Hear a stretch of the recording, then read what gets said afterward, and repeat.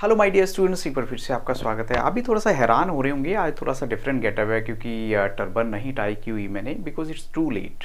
और मेरी इस टाइम इतनी लेट आने का मतलब है कि कुछ इमरजेंसी वाला काम ही होगा ऑलमोस्ट।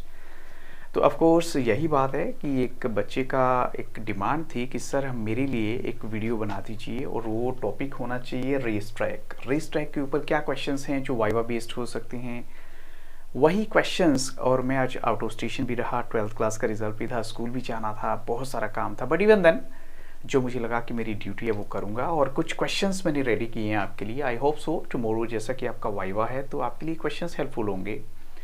और देखते हैं फर्स्ट क्वेश्चन, जैसे इसी से रिलेटेड है एथलेटिक्स वर्ड के बारे में, कि एथलेटिक्स वर्ड के बारे में आप क्या जानते हैं, ये कहाँ से आया है और इसके बारे में आपने अब तक क्या पढ़ा है। तो सिंपल सी बात है, इसको पुराने टाइम में, एथलेटिक्स वर्ड को पुराने टाइम में कहा जाता था ट्रैक एंड फील्ड। तो ट्रैक एंड फील्ड, क्योंकि हमारा जो है वो ऑलमोस्ट ट्रैक से रिलेटेड क्वेश्चंस हैं, तो आपसे एक क्वेश्चन भी पूछा जा सकता है। ट्रैक एंड फील्ड क्या है? एक्चुअली एथलेटिक्स को ही कहा जाता है, जो एथलीट्स हैं, रेस करने वाले लोग, रनिंग करने वाले लोग, तो उन्हीं की कैटेगरी में आ जाते हैं। नेक्स्ट हमारा है क्वेश्चन इसी में, जो IAAF, जैसे कि मेरे पास यहाँ ऑलरेडी डाटा मेरे लैपटॉप में है, तो कुछ क्वेश्चंस मैंने यहाँ लिखे हुए हैं, एक्सप्लेनेशन में आपको बताता रहूँगा। IAAF का मतलब है इंटरनेशनल एमेच्योर एथलेटिक फेडरेशंस। अब चलो ठीक है, आपने इसकी फुल फॉर्म बता दी, इंटरनेशनल एमेच्योर एथलेटिक फेडरेशन। लेकिन ये कब आई थी? तो ये आई थी 1912 में। यहाँ पे आपने 1912 लिखते हैं, मीन्स अपने टीचर को आपने बताना है। नेक्स्ट क्वेश्चन है नेम सम ट्रैक इवेंट्स। अब आपसे आपका टीचर पूछ सकता है कि चलो ठीक है, आपने फाइल तैयार की है तो कुछ ट्रैक इवेंट्स के बारे में बता दीजिए।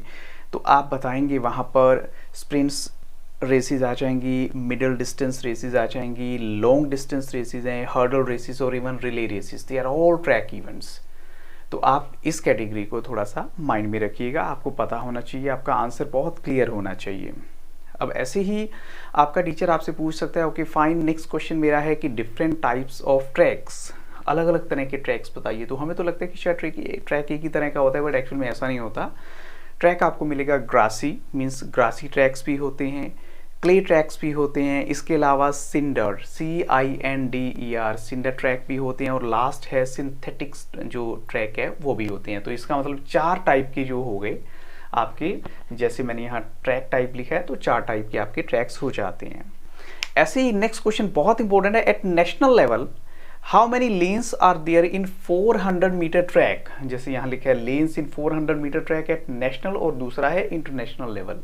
आपने कभी रनिंग करते हुए देखा होगा रनर्स को, तो वो लाइन में खड़े होते हैं, तो यहाँ लेन उसके लिए वर्ड यूज़ किया गया। तो अगर देखिए नेशनल लेवल पे आपको वो लाइन कभी ध्यान से देखना, 8 मिलेंगी आपको, और अगर इंटरनेशनल लेवल पे है तो वो 400 मीटर में आपको मिलेंगी 10 लेन्स। वो यही आपको माइंड में भी रखना है आंसर, कि अगर नेशनल लेवल है तो 8 लेन्स हैं, इंटरनेशनल लेवल है तो 10 लेन्स हैं।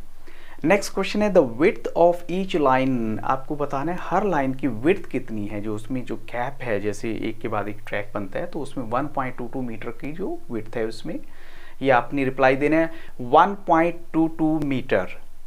नेक्स्ट है आपका, अगर हम देखें 400 मीटर ट्रैक में, what can be the length of straight. Straight की लेंथ क्या होगी? जैसे 400 मीटर का ट्रैक आपका चलता है, स्ट्रेट भी अगर देखें तो उसकी लेंथ क्या होगी?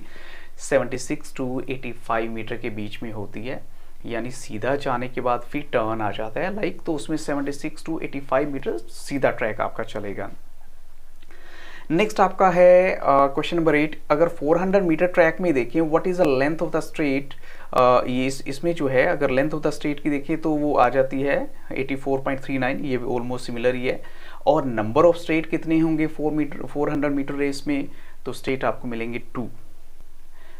अब ये क्वेश्चन बहुत इंपॉर्टेंट है, अगर आप थोड़ी सी भी एथलेटिक्स की नॉलेज रखते हैं या आपका इंटरेस्ट है एथलेटिक्स में, तो आपको इस क्वेश्चन का आंसर तो बिना बुक को देखे बता दीजिए कि first Indian woman to reach the Olympic game. First Indian woman to reach the Olympic game, तो यहाँ पर आंसर है PT ऊषा।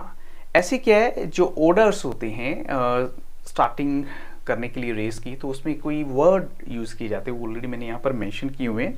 तो आप देखिए यहाँ पर कौन सा वर्ड आपको लगता है जो आप उसमें तो ये एक्चुअल में कुछ ऐसे वर्ड्स हैं जिनके बिना गेम्स आपका स्टार्ट ही नहीं होगा। जैसे फर्स्ट इसमें आता है वो है ऑन योर मार्क।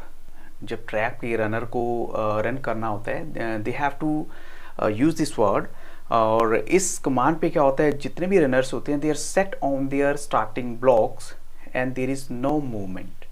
कोई मूवमेंट नहीं होती, हलचल नहीं होती, बट वो ऑलमोस्ट रेडी हो जाते हैं। हलचल का मतलब ये होता है कि वो भागते नहीं हैं, बट रेडी हो जाते हैं ऑन योर मार्क। ऐसे नेक्स्ट वर्ड होता है इसमें जो यूज़ करते हैं, ये तो जैसे फ्रेज था। नेक्स्ट वर्ड है सेट। इस कमांड पे क्या होता है, means on the command of set the weight of the runner is shifted on hands. तो इसका मतलब उसका वेट हाथों पे आ जाएगा, पोजीशन ऐसी हो जाती है। They will see up to 2 to 4 metre and in the front viewing, आगे की तरफ देखते हैं वो, तो in the front knee make 90 degree, और अगर रियर नी यानी बैक वाली जो नी होती है, घुटना होता है क्योंकि एक आगे और एक पीछे होता है, इट मेक्स 120 डिग्री एंगल। तो ये पोजीशन जो है, क्योंकि देखिए हमें लगता है कि इट्स वेरी इजी, कोई भी रनिंग कर लेगा, भाग लेगा, लेकिन एक्चुअली ऐसा नहीं होता। इट्स जो गेम के एक रूल होते हैं जिनको फॉलो करना होता है, इवन चाहे वो आप हैं, चाहे मैं हूँ, और एनीबडी एल्स, सेम रूल उनको फॉलो करने होते हैं। नेक्स्ट हमारा इसी में एक जो फ्रेज यूज होता है वो होता है गो और गन शॉट। जैसा कि यहाँ पे ऑलरेडी मैंने मेंशन भी किया होगा, गो और गन शॉट। अब इसमें क्या होता है, ऑफ कोर्स हमारे पास जो लास्ट है वो यही है कि हमें भागना है। तो it means this command is given with in 2 seconds of set command, यानी सेट कमांड्स के 2 सेकेंड्स में ही ये कमांड दे दी जाती है। क्योंकि अगर ऑफ कोर्स जो रनिंग करने वाले, ट्रैक पर दौड़ने वाले लोग अगर उसी पोजीशन में रहेंगे तो टायर्ड हो जाएंगे, तो उनको थकाना थोड़ी है। So after this command, the runner will take step with rear leg and will keep increasing his speed, यानी अपनी स्पीड को बढ़ाता चला जाएगा प्रोग्रेसिवली, धीरे धीरे कॉन्टिन्यूस में, और बैलेंस करते हुए अपनी बॉडी को अप टू 20 to 30 मीटर, यानी 20 to 30 मीटर तक जाते जाते वो अपनी स्पीड को बढ़ाता ही चला जाएगा जो रनर होगा। तो ये आपको माइंड में रखना है। अब यहाँ पर एक क्वेश्चन आपसे ये पूछा, चलो ठीक है, यहाँ पर तो 400 मीटर ट्रैक का मैंने आपको बता दिया कुछ, लेकिन अगर 200 मीटर ट्रैक के बारे में आप क्या जानते हैं 200 मीटर ट्रैक का? तो 200 मीटर रन वो एक्चुअली में half a lap of the track होती है। और जो एथलेटिक्स होते हैं या एथलीट्स होते हैं, sorry, they will run 1 corner of the track and must stay in their lens at all times. ये चीज़ एक आपको माइंड में रखनी है। उनको अपनी वो जो बीच में रनिंग करने के लिए जो स्पेस होता है उसी के दौरान, उसी के बीच में इनको भागना होता है। ये नहीं कि आपको लगे कि you have to get first position तो आप अपना ट्रैक चेंज करके दूसरी लाइन में आ जाएंगे। नहीं, अगर आप ऐसा करते हैं तो it will be considered as disqualification. तो बच्चों ये कुछ क्वेश्चन थे जो मुझे लगा आपके साथ डिस्कस करने चाहिए, और टाइम बहुत कम था तो मुझे हरी में जल्दी में बनाने पड़े। बट फिर भी मैं इतना कहूँगा जो आपका कल का वाइवा है वो बहुत अच्छा हो, और इसके अलावा किसी और तरह की, चाहे म्यूज़िक है, फाइन आर्ट्स है, फिजिकल है, बीएसटी, इकोनॉमिक्स और इवन अकाउंट्स के भी अगर आपको लगता है तो वो कैश फ्लो स्टेटमेंट मैं अभी देने वाला हूँ, उस पर एक वाइवा। और इस वीडियो की डिस्क्रिप्शन बॉक्स को जरूर देखिएगा, और अगर आप चाहते हो मुझे मेरे तरसर ब्लॉग्स जो दूसरा चैनल है वहाँ पर भी फॉलो कर सकते हैं। Thank you very much and have very nice day.